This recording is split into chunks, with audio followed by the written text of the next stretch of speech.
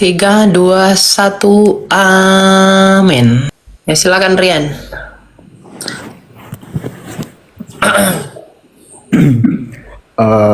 Baik Kak, Shalom sebelumnya. Terima kasih kesempatan yang diberikan Kak. Izin Kak saya bertanya mengenai baptisan. Apakah jika misalkan nih, contohnya saya mau masuk Kristen, contohnya. Nah, saya dibaptis. Saya betul percaya, saya imani. Apakah itu nanti saya betul-betul sepenuhnya diselamatkan atau gimana Kak? Keselamatan tidak dinilai di awal, di akhir. Karena iman itu pertandingan. Nggak ada ketika kamu dibaptis, selamat. Lalu ketika kamu murtad, kamu tetap selamat. Oh enak sekali kau. Wih, bulu berlapis emas itu. Nggak gitu ya. Tapi iman itu, coba kita lihat di ayatnya ya.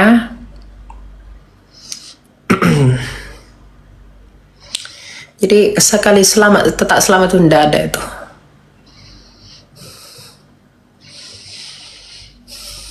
Coba kita lihat di dalam Filipi 2 ayat 12 dan 13. Hai saudara-saudaraku yang kekasih, kamu senantiasa taat, karena itu tetaplah kerjakan keselamatanmu. Coba ya, ini jarang orang perhatikan. Hai saudara-saudaraku yang kekasih, kamu senantiasa taat. Karena itu, karena dia taat, tetaplah kerjakan keselamatanmu itu. Itu judul saya ini. Penyembahan tertinggi orang Kristen itu apa? Ketaatan. Ya. Penyembahan tertinggi orang Kristen itu ketaatan. Ya. Makanya dikatakan, hai saudara-saudaraku yang kekasih, kamu senantiasa taat, karena itu tetaplah kerjakan keselamatanmu dengan takut dan gentar, bukan saja seperti waktu aku masih hadir, terlebih pula sekarang waktu aku tidak hadir, karena Allah lah yang mengerjakan di dalam kamu, baik kemauan maupun pekerjaan menurut kerelaannya. Ya, jadi iman itu, keselamatan itu kita kerjakan. Bukan kita kerjakan untuk diselamatkan, tetapi apa? Untuk membuktikan keberadaan keselamatan itu di dalam kita. Dengan apa? Perbuatan dan buah-buah yang baik. Kamu dibaptis, seperti Yahya Waloni misalnya. Kau tanya dulu, Timothy, menurutmu Yahya Waloni itu selamat nggak itu? Nggak selamat. Karena ini menggenapi Ibrani 6 ayat 4 sampai dan 6 ya. Menghujat Roh Kudus. Iya, sudah mencicipi karunia-karunia Roh Kudus, namun murtad lagi. Itu yang bahaya itu. Ya, itu menghujat Roh Kudus. Ya, dia sudah mengecap karunia keselamatan itu. Padahal dia pernah dibaptis loh. Tapi murtad, meninggalkan Kristus. Ibrani 10. Tidak bisa. Kamu menyalibkan anak Allah sekali lagi. Nah, jadi keselamatan itu tidak dipandang di awal. Baptisan itu adalah pintu masuk bersatunya kita manunggal bersama Kristus. Makanya keselamatan dinilai di akhir. Makanya Rasul Paulus bilang apa? Kepada anak rohaninya Timotius, aku telah menyelesaikan pertandinganku dengan baik. Begitu. Gitu ya, Rian ya. Oke.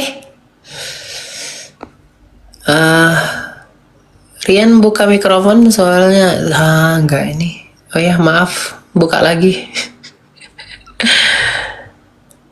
Halo, ya silakan. Jadi begini Kak, tadi kan kakaknya bilang tidak dinilai dari awal kan. Tadi dalam artian bahwa baptisan secara langsung itu tidak menyelamatkan. Jadi bagaimana jika saya contoh, saya mau dibaptis, saya mengaku saya percaya kepada Tuhan. Setelah saya dibaptis, saya membuktikan lewat perbuatan, karena sesungguhnya iman tanpa perbuatan pada hakikatnya adalah mati. Jadi saya melakukan lewat perbuatan. Selain beriman, saya libatkan juga perbuatan, yaitu buahnya dari imannya saya itu adalah perbuatan. Nah, ditambah lagi dengan anugerah keselamatan dari pengorbanan Tuhan Yesus Kristus. Nah, dari situ apakah itu gimana ya? Apakah itu dari anugerah keselamatan dari Yesus Kristus ditambah iman dan perbuatannya dari kita itu, apakah kita bisa diselamatkan begitu? Ya, Karena keselamatan itu sejatinya hanya oleh iman.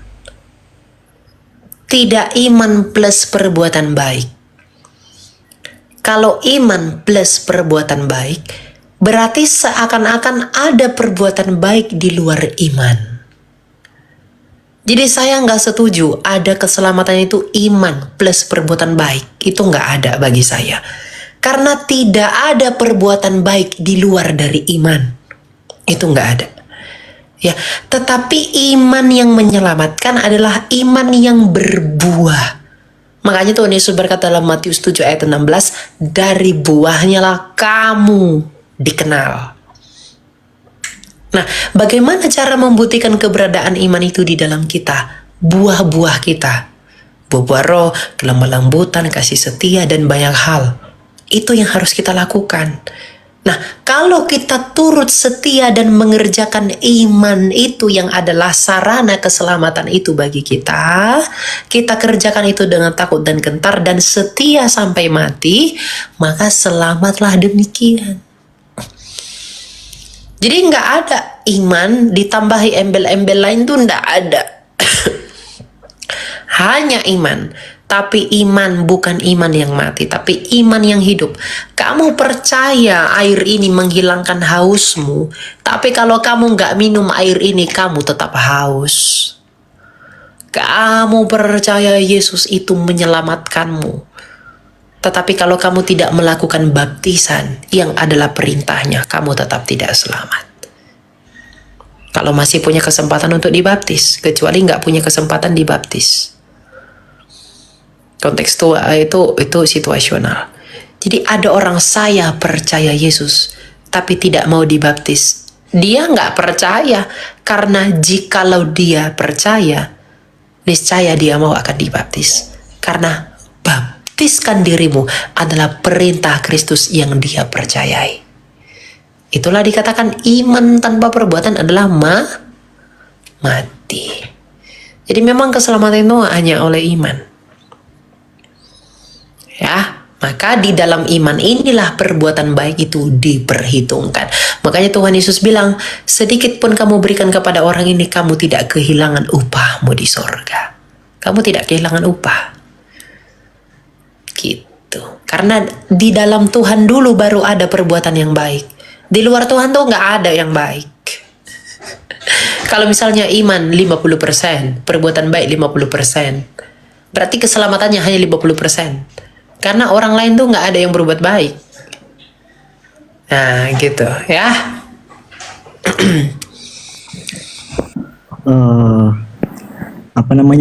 Terima kasih Kak jawabannya. Jadi setelah jawaban dari Kakak tadi muncul pertanyaan baru lagi dari saya, yang mana tadi Kakaknya bilang bahwa iman sudah pasti menyelamatkan.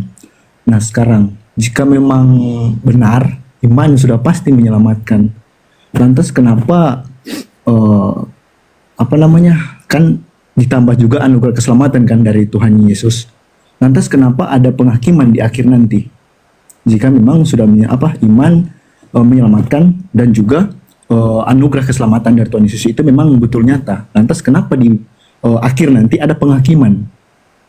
Itu itu tidak secara langsung bahwa kitanya manusia ini sekalipun sudah beriman, sudah dapat anugerah keselamatan dari Tuhan Yesus, itu kita tidak sepenuhnya akan selamat. Atau bagaimana Kak? Kita akan dihakimi untuk menentukan upah kita di sorga seperti apa. Makanya ada orang yang akan seperti emas, ada yang orang seperti jerami, ada orang yang seperti kayu, ada yang seperti perak. Jadi orang Kristen itu tidak orang Kristen sejati ya, itu tidak dihakimi untuk neraka sorga, karena maut sudah selesai. Kalau pertobatannya begini, Tapi kalau begini, artinya imannya nggak ada. Bukti iman itu nggak ada. Tapi kalau setelah kenal Yesus pertobatannya naik begini, artinya responnya kepada Kristus itu ada. Dan dia bersungguh-sungguh di dalam. Itu pengerjaan. Grafiknya begini, itu tanda bahwa dia mengerjakan keselamatannya dengan takut dan gentar. Karena setelah percaya Yesus, di sini dia percaya Yesus, sampai dia mati ternyata pertobatannya begini. Artinya ada buahnya. Tapi kalau tetap dia begini atau bahala jadi turun, berarti nggak ada buah imannya, tidak selamat. Artinya tidak ada iman di dalam dia. Karena lagi dan lagi dari buahnya kamu dikenal. Jadi kita itu kalau begini dia itu dihakimi bukan lagi menentukan surga neraka, tapi upah yang kamu terima. Ya, jadi penghakiman kepada orang Kristen sejati yang buah pertobatannya progresif dengan orang yang tidak Kristen itu berbeda. Ya, kita dihakimi untuk menentukan upah yang kita terima di surga, tapi orang yang tidak percaya Yesus itu akan dihakimi oleh karena dosa-dosa mereka. Karena dosa kita tidak lagi diingat-ingat Allah. Pelanggaran-pelanggaran kita tidak lagi diingat-ingat Allah kalau kita begini bertobatnya. Tapi kalau begini, jangankan diperhitung-hitungkan, langsung dibuang. Kenapa? Tidak ada bukti iman, karena iman tanpa perbuatan adalah mati. Makanya dikatakan tidak ada lagi maut bagi mereka, milik Dia yang menang itu. Jadi respon kita itu yang penting. Nggak ada indikator keselamatan pasti di dalam Yesus, itu betul. Tetapi respon kita yang menentukan kepastian itu atau enggak. Mungkinkah kamu pede pasti selamat kalau kamu tidak mengikuti pekerjaan dan juga rencana-rencana Kristus di dalam perintahnya? Mungkinkah kamu pede mengaku selamat di dalam kekristenan kalau kamu tidak melakukan perintah Yesus? Mungkinkah kamu pede kamu selamat kalau kamu tidak melakukan apa yang Tuhan Yesus perintahkan? Tidak mungkin. Itu halu namanya. Makanya kembali lagi 1 Korintus 11. Biarlah semua orang menguji dirinya sendiri. Harus diuji. Gitu. Itu makna penghakiman ya. Karena nanti Allah itu datang sebagai api. Makanya iman kita itu harus ditebelin biar kita nggak hangus. Upahnya nggak sedikit. Jadi bukan orang yang ngaku percaya, aku percaya Yesus, tapi nggak ada buah-buah kehidupannya, itu tetap dibuang. Karena Tuhan Yesus akan bilang, aku tidak mengenal kamu. Kamu semua pembuat kejahatan. Begitu. Ya? Ya Kak, terima kasih Kak.